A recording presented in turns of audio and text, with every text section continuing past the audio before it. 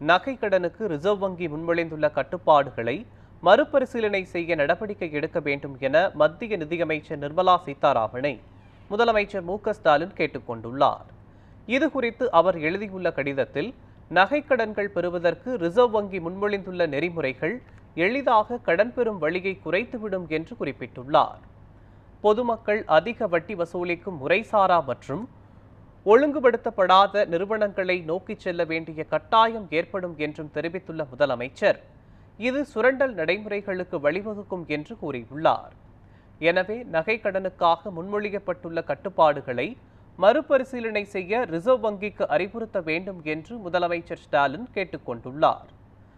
விவசாய சமூகத்திற்கும் கிராமப்புற பொருளாதாரத்திற்கும் அத்தியாவசியமான இந்த விவகாரத்தில் தாங்கள் கவனம் செலுத்தி தீர்வு காண வேண்டும் என்று மத்திய நிதியமைச்சர் நிர்மலா சீதாராமனுக்கு முதலமைச்சர் மு.க.ஸ்டாலின் கோரிக்கை விடுத்துள்ளார். மேலும் இதே கருத்தை வலியுறுத்தி ரிசர்வ் வங்கியின் ஆளுநருக்கும் முதலமைச்சர் ஸ்டாலின் கடிதம் எழுப்பியுள்ளார்.